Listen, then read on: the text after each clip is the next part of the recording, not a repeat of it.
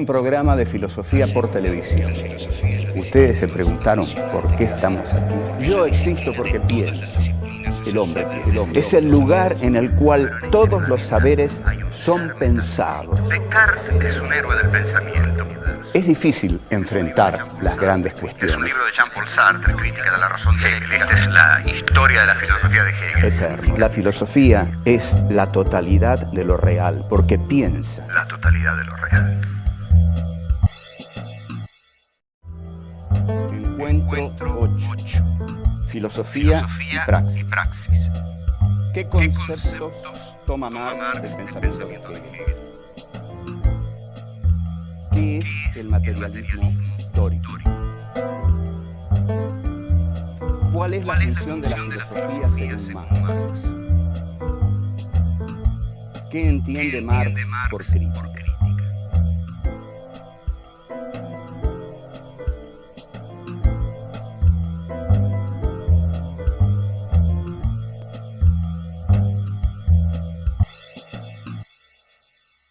Hablar de Marx en la Argentina no es lo mismo que hablar de Marx en la Sorbona, o en Harvard, o en Princeton.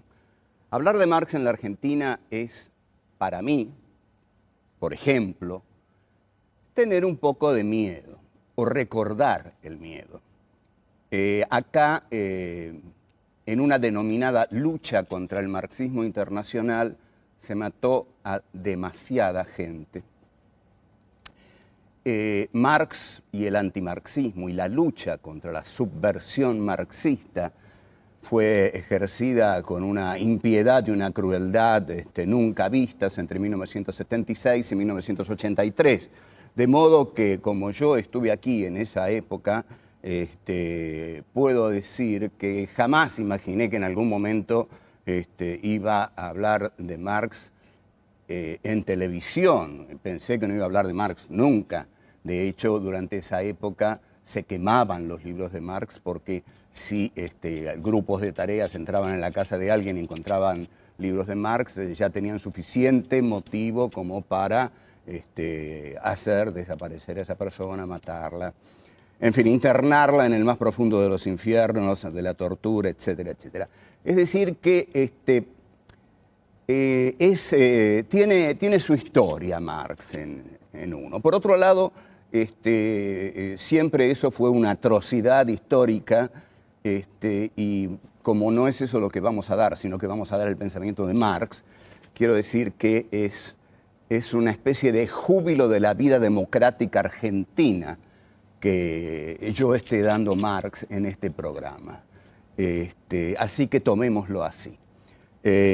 Marx es un pensador fundamental de la historia de la filosofía, del pensamiento económico. De hecho, El Capital es, junto con La riqueza de las naciones de Adam Smith y Los principios de tributación de David Ricardo, los 3 libros fundamentales en economía. Karl Marx es un discípulo de Hegel, es el más brillante protagonista de la izquierda hegeliana. Tenemos que ver, ante todo, qué conceptos de Hegel toma Marx. Es decir, Marx, como discípulo de Hegel, todo discípulo toma de su maestro en determinadas cosas. Luego, lo deseable es que supere a su maestro o lo deje atrás, es decir, porque si no va a ser toda la vida un comentador de su maestro. En fin, la relación maestro-discípulo es conflictiva. Pero Marx no vivió toda su vida repitiendo a Hegel, sino que por el contrario, desarrolló una propia teoría en lo económico y en lo filosófico, y sobre todo en la filosofía de la historia. El concepto fundamental que Marx toma de Hegel es el de la negación en la historia. Esto es la dialéctica. El concepto hegeliano de dialéctica es lo que toma Marx, y Marx lo asocia, y esta es una originalidad tremenda de Marx, muy fuerte, asocia este concepto de negación con una determinada clase social, que es el proletariado. Marx toma de Hegel el concepto de negación porque el proletariado va a negar a la burguesía. Negarla quiere decir la va a destruir, va a hacer una revolución por la cual va a combatir contra el orden burgués lo va a superar y va a instaurar una sociedad sin clases, una sociedad que Marx va a llamar una sociedad genérica, una sociedad en la cual no va a haber ya explotación del hombre por el hombre. Entonces, el concepto de negatividad para Marx siempre va a estar ligado a la praxis del proletariado, a la praxis política, social, sindical del proletariado. Pero si nosotros hablamos filosóficamente, la negación dialéctica en Marx se encarna en el proletariado. Es el proletariado el que va a ejercer la negación sobre la burguesía y de esa negación se va a pasar a una nueva instancia, que es lo que es el tercer momento de la dialéctica hegeliana, el de la conciliación, y en esa nueva instancia es lo que Marx va a llamar a esa nueva instancia la del comunismo o la del socialismo. En esa nueva instancia ya las clases habrán sido superadas, habrán sido dejadas atrás y se instaurará una sociedad, como dije, sin explotados ni explotadores. Esto es fundamentalmente lo que Marx toma de Hegel, junto con algo que tenemos que recordar, que ya habíamos dicho que toma, que es de la dialéctica del amo y el esclavo, que como vemos es una fuente inacabable de recursos para todos los filósofos. Marx toma de la dialéctica del amo y el esclavo la parte, el concepto del esclavo trabajador. El esclavo trabajador en Hegel va a ser el proletariado trabajador de Marx. El proletario que en la fábrica es expoliado por el capitalista es lo que en Hegel era el esclavo trabajador, que era a través de él que se hacía la historia. Acá va a ser el proletariado industrial, aquel que trabajando, llevando adelante su praxis, va a poder revolucionar la historia humana.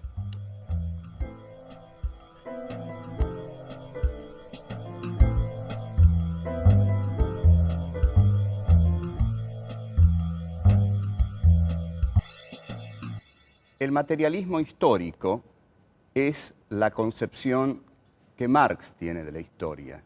Marx piensa a la historia como una materia porque, esto lo habíamos visto, la materia es ese elemento con el que trabaja el proletariado.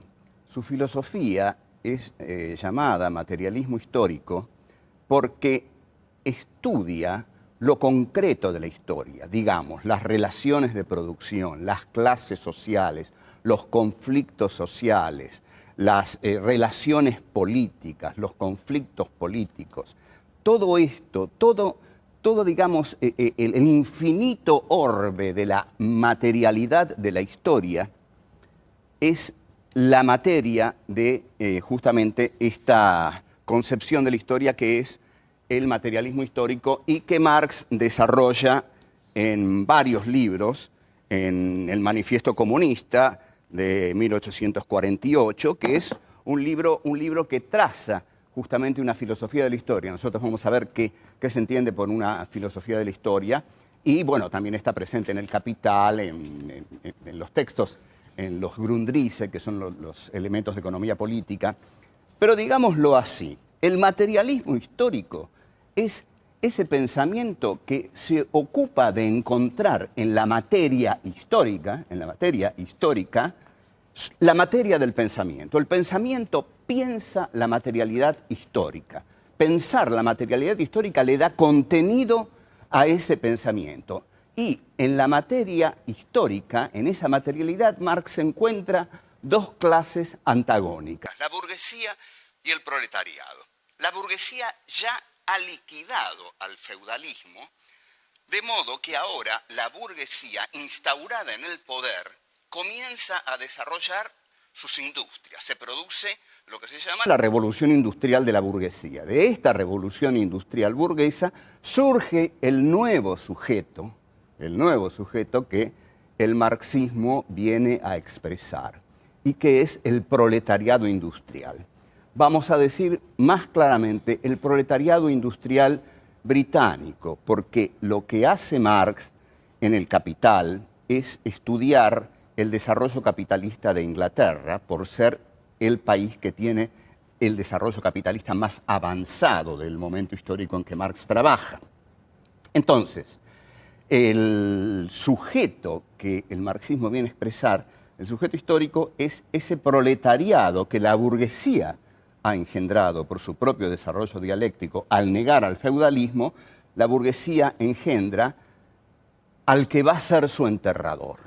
Entonces, Marx dice, el enterrador de la burguesía va a ser el proletariado que la burguesía ha engendrado. Aquí vemos también cómo funciona la dialéctica. La burguesía ha negado al feudalismo, pero ha generado al proletariado. El proletariado, a su vez, negará a la burguesía y finalmente habrá una síntesis donde ya no habrá clases sociales. Bien. Marx, en un texto de Juventud, texto de 1843, que se llama Introducción a la filosofía del derecho de Hegel, desarrolla sus puntos de vista en relación a la filosofía y al proletariado. Va a terminar diciendo que la filosofía es la cabeza de la revolución y el proletariado es el corazón de la revolución. Ustedes noten el lenguaje romántico que usa este joven Marx, muy joven Marx, en 1843. En las primeras páginas de esta introducción a la crítica de la filosofía del derecho de Hegel, Marx habrá de volcarse críticamente contra la religión y va a escribir una de las frases más conocidas, más mal interpretadas, más bastardeadas de toda su obra. Una frase que dice: la religión es el opio del pueblo. La frase es muy fácil de entender. Yo hoy podría decirles a ustedes: Internet es el opio del pueblo. Y ustedes me entenderían muy bien lo que estoy diciendo. Podría decir, yo qué sé, bailando por la escoba, es el opio del pueblo. Show ping pong a las 21:30 de la noche es el opio del pueblo. O sea, hay muchas maneras de opiar al pueblo. Para Marx, la manera fundamental era la religión. De todos modos, retengamos esto: Internet es el opio del pueblo. Pero bueno, para Marx era la religión. ¿Por qué? Porque la lucha de Marx va a hacer que el proletariado, que los humillados de esta tierra tomen conciencia de su situación ignominiosa. Tomo deliberadamente el lenguaje de este joven Marx. Lo que Marx va a decir: yo no puedo decirle a un explotado de esta tierra que le espera el cielo como recompensa, porque entonces él nunca se va a rebelar. Lo que yo necesito, dice Marx, es que la gente se rebele contra su situación ignominiosa. Pero si les prometo el cielo, ¿para qué se van a rebelar si tienen la eternidad celestial para vivir felices? Entonces lo que Marx dice es: no se trata de ocuparnos del cielo, lo que se trata es de ocuparnos de la tierra. Es en la tierra donde los hombres sufren. Es en la tierra donde los hombres son humillados y ofendidos, que es una frase muy hermosa de Dostoyevsky. Es en la tierra donde la ignominia se hace presente.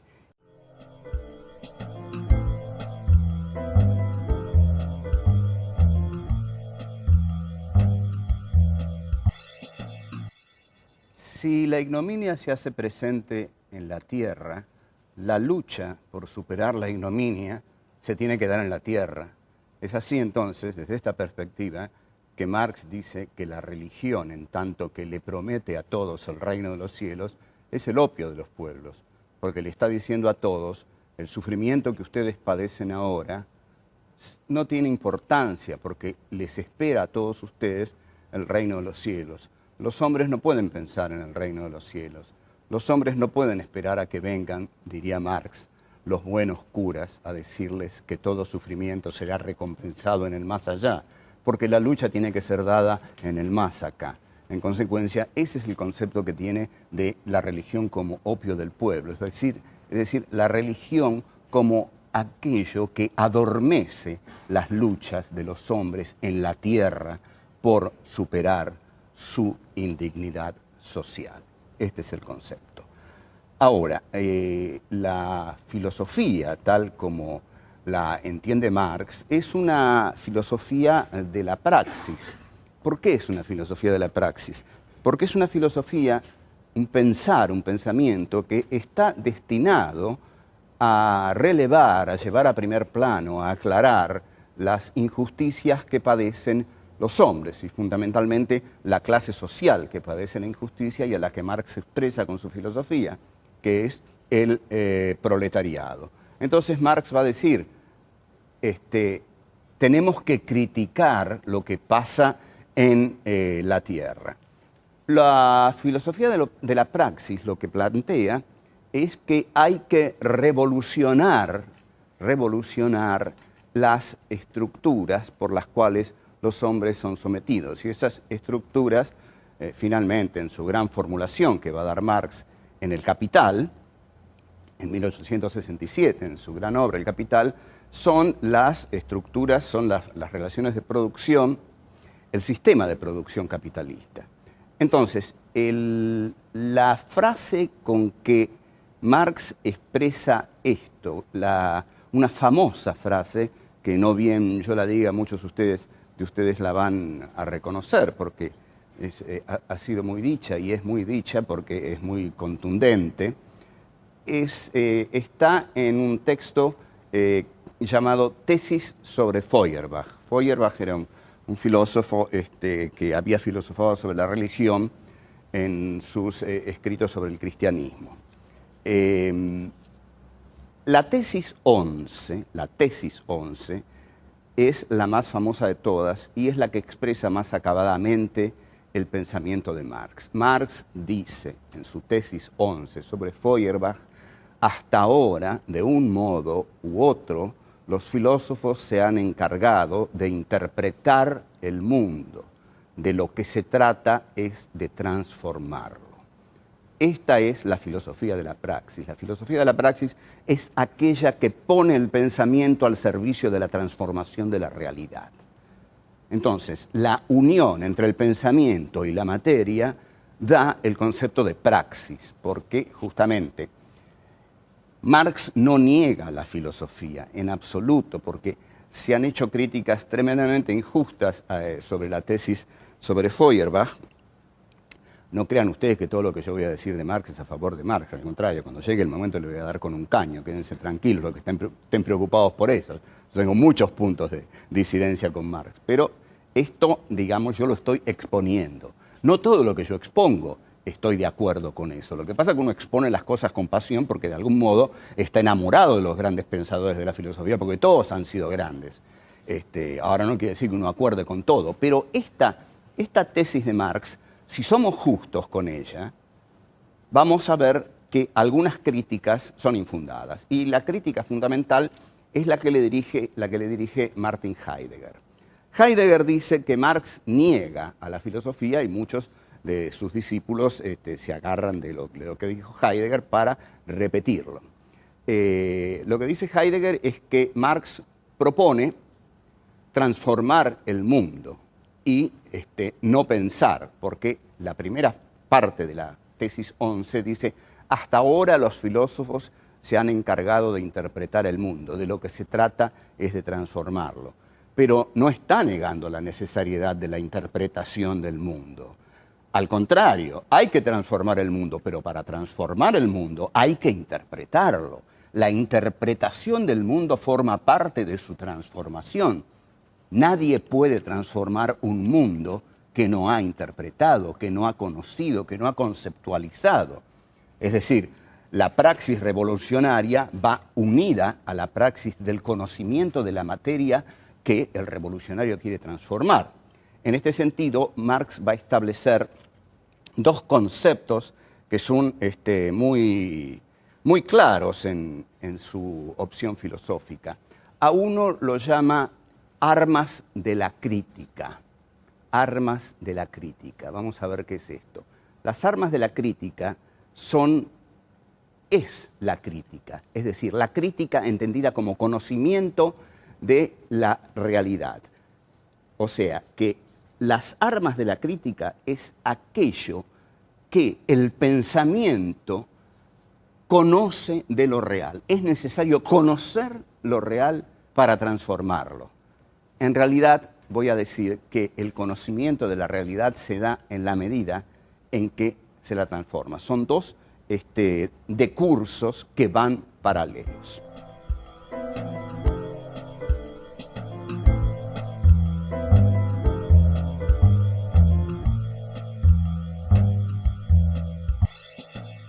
¿Qué entiende Marx por crítica? Por crítica, Marx entiende el develamiento de una situación. Por crítica, Marx entiende tornar claro algo que estaba oscuro. Una toma de conciencia. Digamos, una persona puede padecer toda su vida una situación ignominiosa, por seguir usando esta palabra. Pero si en algún momento no se da cuenta de esa situación, no toma conciencia de su situación de ignominia, siempre le va a parecer natural lo que está padeciendo.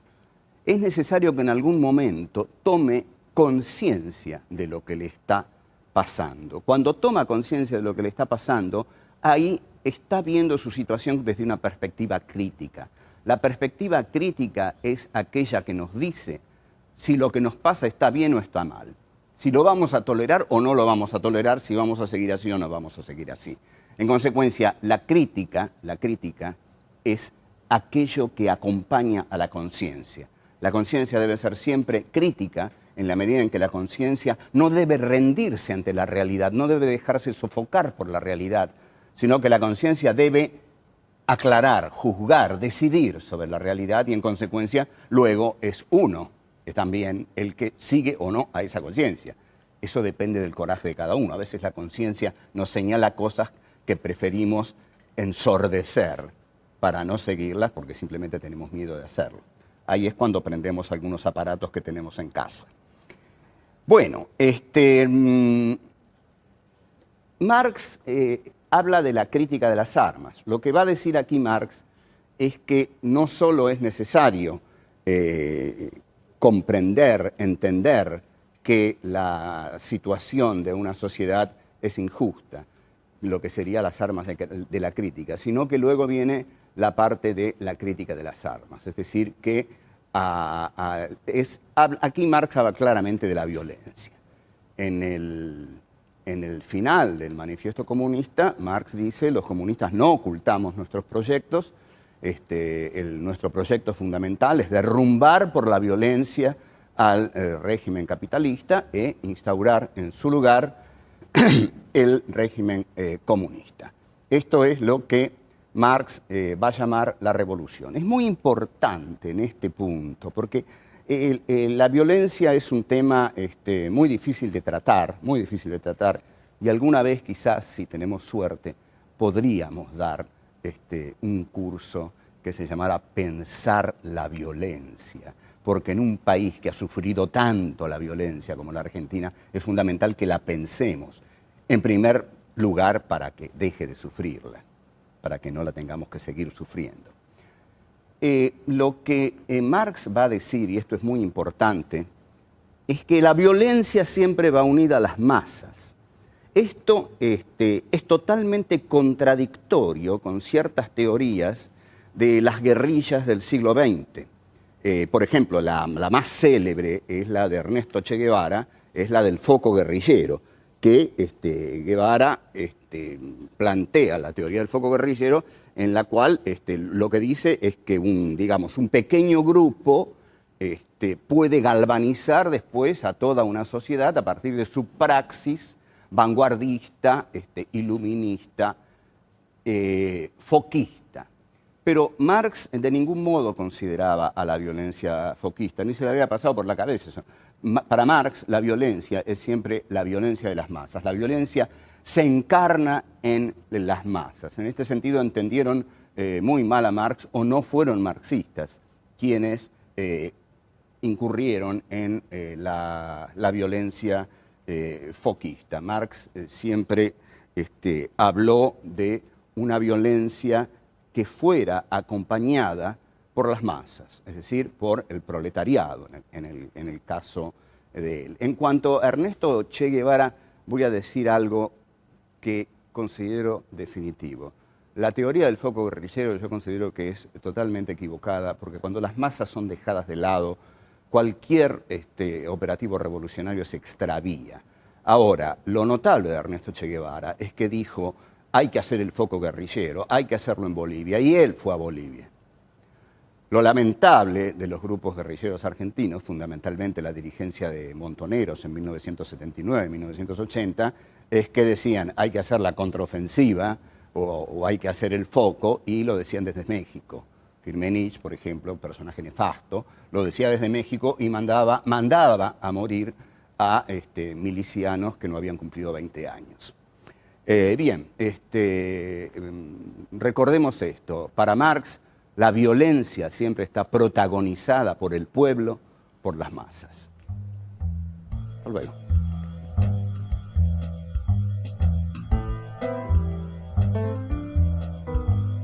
Marx dice, hasta ahora, de un modo u otro, los filósofos se han encargado de interpretar el mundo. Es necesario conocer lo real para transformarlo.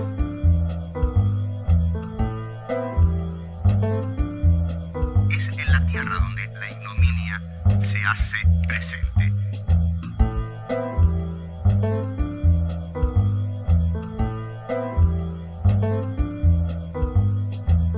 Para Marx, la violencia siempre está protagonizada por el pueblo, por las masas.